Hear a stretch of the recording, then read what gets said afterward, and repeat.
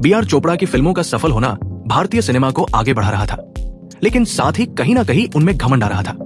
कहा जाता है कि फिल्म नया दौर की जो टीम थी उसके साथ वे एक कॉन्ट्रैक्ट साइन करना चाहते थे, जिसके तहत वे सभी किसी और प्रोडक्शन हाउस के साथ काम नहीं कर सकते थे। कॉन्ट्रैक्ट का प्रस्ताव लेकर बी आर चोपड़ा रफी साहब के पास गए, लेकिन रफी साहब को कॉन्ट्रैक्ट वाली बात समझ नहीं आई। ऐसे में उन्होंने बड़े सम्मान के साथ चोपड़ा साहब को कहा कि वे जनता की आवाज है और वे हर निर्माता निर्देशक के लिए काम करेंगे।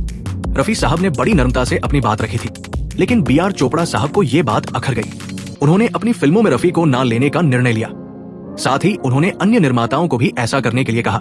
उनका मानना था कि वे अपनी फिल्मों के जरिए एक नया रफी खड़ा कर देंगे।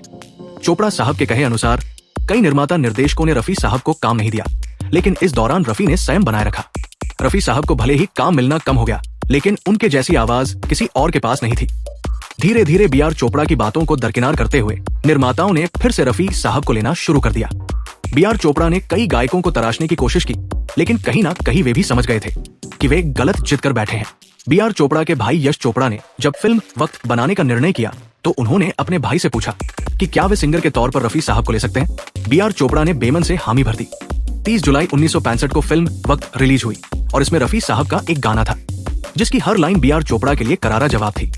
वो गाना था, वक्त से दिन और रात, वक्त से कल और आज, वक्त की हर शय गुलाम, वक्त का हर शय पे राज।